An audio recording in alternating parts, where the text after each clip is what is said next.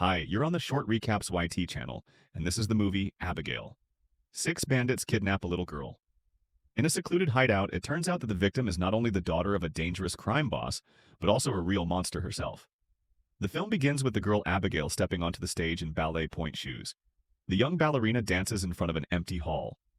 At the same time, in an alley, Joey is sucking on a lollipop. Noticing her accomplices, the woman checks her gun and, putting on gloves, climbs into a van. The second group hacks the cameras around the mansion. Sniper Rickles takes position on the roof. Soon they receive the signal. The target has left. Abigail is being driven home from the theater by her personal chauffeur. While he's on the road, Joey and two accomplices break into the mansion. In the bedroom, the woman realizes the target is a small child, but it's too late to back out. There are no amateurs in the gang. When Abigail returns, the bandits attack her. Without panicking, the girl stabs Frank's hand with a pencil and calls for help. She is grabbed by the big guy, Peter. The girl says, "I can't breathe." While the bandit hesitates, wondering whether a George Floyd joke would be too dark, his partner injects the victim with a sedative. The kidnappers load the body into a bag just as the father's motorcade pulls up to the entrance. The trio exits through the back door, picking up the sniper along the way. Despite the lights turning on, they make it to the gate where the van is waiting. Now the task is to get out of the city. On the way, Joey checks the girl's pulse. It's steady and calm, after which she puts a blindfold over her eyes. Hacker Sammy tells the driver to steer left so she can disable the cameras, but the driver instead hugs the right side, neatly using a truck as cover. Don't teach your father how to drive. The crew arrives at a luxurious country mansion where they are greeted by their employer, Lambert, demoted from a drug empire executive to a simple kidnapper. He invites the mercenaries inside, orders them to place the girl in the bedroom, and tells the sniper to prepare a rooftop position in case of uninvited guests. Lambert explains the rules to the team. They don't know each other and use call signs. There are 24 hours left until the job is done, after which they'll each receive $7 million. The main thing is that nothing happens to the girl while he negotiates the ransom. Joey is assigned to interact with the girl so no one slips up. To prevent tracking, the boss takes their phones and leaves, humming a silly tune about Lambert. The mercenaries start helping themselves to the free booze. Driver Dean brags that he can see right through people, handing out psychological profiles of his teammates. Joey objects, after which they offer her a bet. She identifies her colleagues as passed for money. She says Frank is a former cop. Not just a patrol officer, but a detective. Peter is a bruiser from Quebec, who was bullied as a kid. And when he grew up, he started hitting back, which eventually became his job. Sammy is a spoiled rich girl who hacks computer networks for fun. Sniper Rickles is a former Marine, and Dean is a skilled, sociopathic driver. In response, Frank calls her a former drug addict. As a cop, he can spot them from a mile away. The long sleeves hide needle marks, and her love of lollipops is a distraction technique. She also doesn't drink to avoid temptation. Covering her face with her collar, the woman checks on Abigail. The girl asks to have the blindfold removed and the handcuffs moved to the front instead of behind her back. She cries in fear. To calm the child, Joey swears on her pinky that no one will hurt her. The captive asks if she has children. The woman admits she has a son but doesn't want to talk about him. Abigail says her father doesn't care about her. She's just a toy he's grown bored with. The girl frightens Joey by saying she regrets what is about to happen to her. She asks Frank if he knows whose daughter they kidnapped. Despite being friends with Lambert, he knows nothing.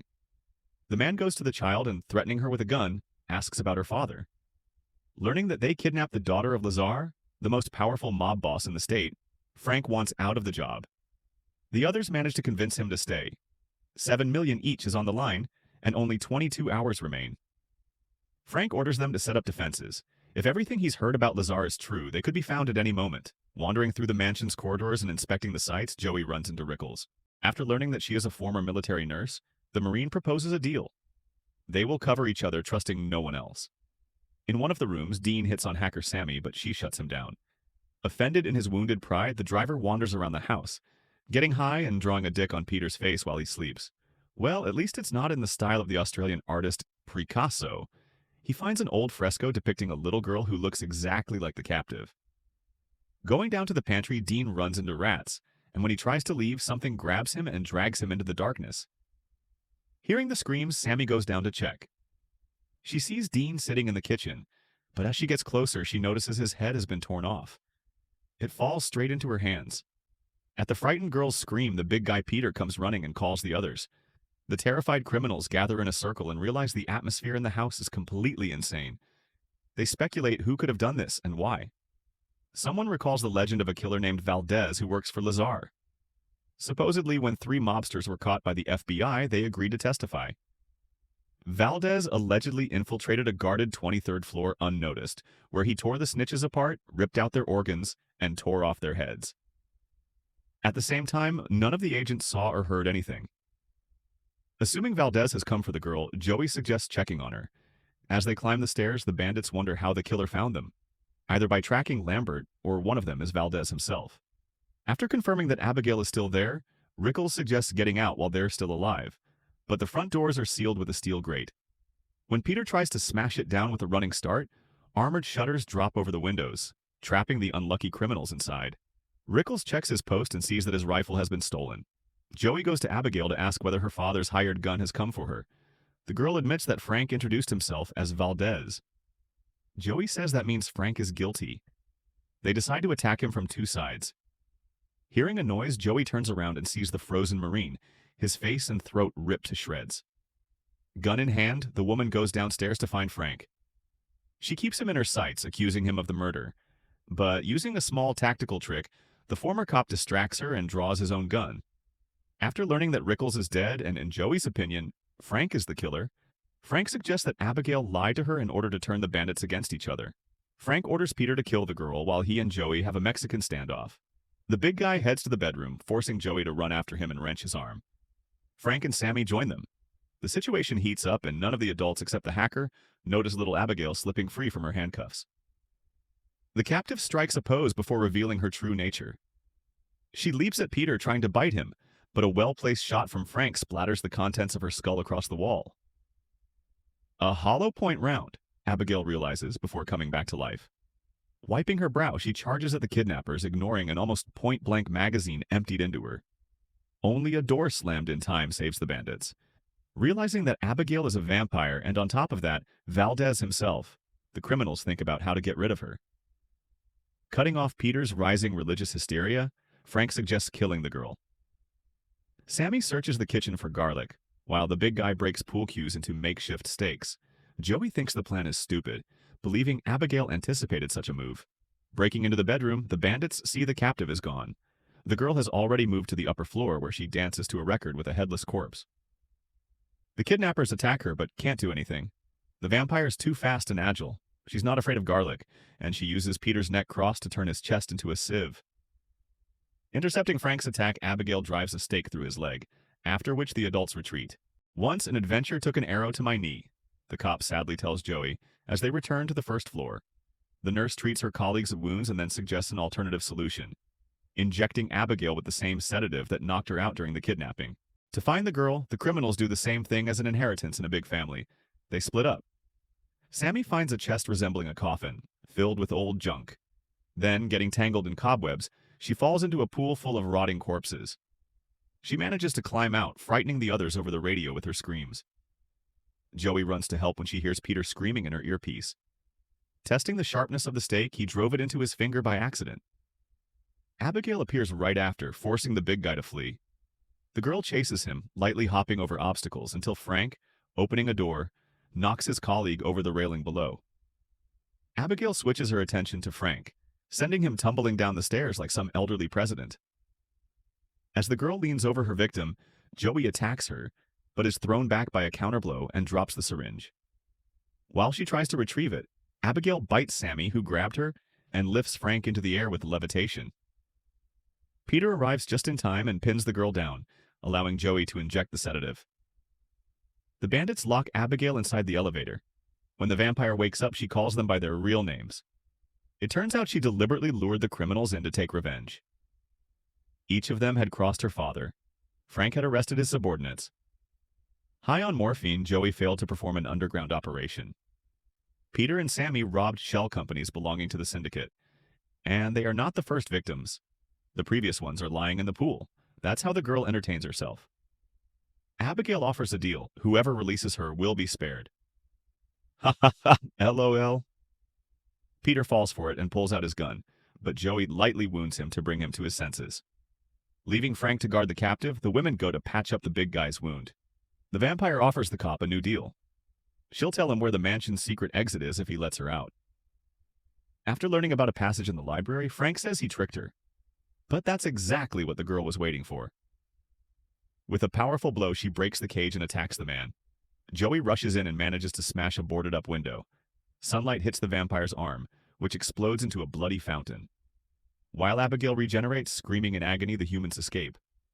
In the library, Frank looks for the secret passage, but it turns out the girl lied to him. Sammy suggests another way out. Find the house's power source and short-circuit it. Then the security mechanisms will open. The criminals split into pairs to search. During the search, the hacker, bitten by the vampire, Heinita suddenly hears Abigail's voice in her head and notices the bite healing. Turned into a vampire under Abigail's control, Sammy attacks Peter, tearing out his throat. Then she lures Joey and Frank into a trap, but they notice her strange behavior from afar. They run back to the library where, using reflected sunlight, they tear Sammy into bloody pieces. Suddenly, a secret passage opens. The survivors follow the hidden corridor, which leads to the surveillance room. There they are met by Lambert, turned into a vampire by Abigail. He had been helping her for several years, but now wants to get rid of the boss. Out of old friendship, Lambert offers to turn Frank so they can seize Lazar's criminal empire. Tempted, Frank agrees, having no alternatives. Lambert bites him and lets him drink his blood. From the exquisite meal, the former cop spews blood farther than he can see, but soon comes to his senses. Lambert offers Joey to his partner as a first meal, but receives a stake in the back. Betrayal for betrayal. After killing his partner, Frank threatens Joey when Abigail appears. Misjudging the situation, she attacks the cop. He intercepts the attack and drinks the girl's blood while a terrified Joey hits the security shutdown button and runs. Frank throws Joey down, where she is caught by the revived Abigail. To kill such an ancient vampire, all the blood must be drained. The girl proposes a military alliance. She will let the woman go if she helps defeat their common enemy. Together they attack the newly turned bloodsucker, as if proving that drinking blood is purely a female prerogative. Frank successfully fights them off, smashing the girl's bones with a powerful throw and pinning the woman to a pillar with a poker. Recovering, Abigail continues the fight, but the man bites her again, draining her blood. Then Frank pulls the impaled Joey off and bites her to turn her, ordering her to take a stake and kill the girl. The woman rises and walks toward the weakened vampire, but at the last moment tries to strike the man instead. The cop throws her aside, allowing Abigail to grab him from behind. Joey pulls the poker from the pillar and uses it to pry his jaws open. Seizing the moment, Abigail lifts a wooden stake and tries to drive it into Frank. Together, they manage to impale the villain, remarking that the ability to bend others to one's will takes many years of practice. Frank then spectacularly explodes into a bloody mess. Abigail calms Joey. Since Frank is dead, his bite won't turn her into a vampire. The woman wants to leave when the girl's father, Lazar, appears. He is about to drink Joey's blood, but Abigail steps between them. The girl explains that the woman saved her life. Kissing her hand, the vampire orders Joey to leave and never enter through that door again. Covered in blood and limping, the woman goes outside. She gets into the van, pulls out a candy she had saved, pops it into her mouth, and drives off carefree. The film ends.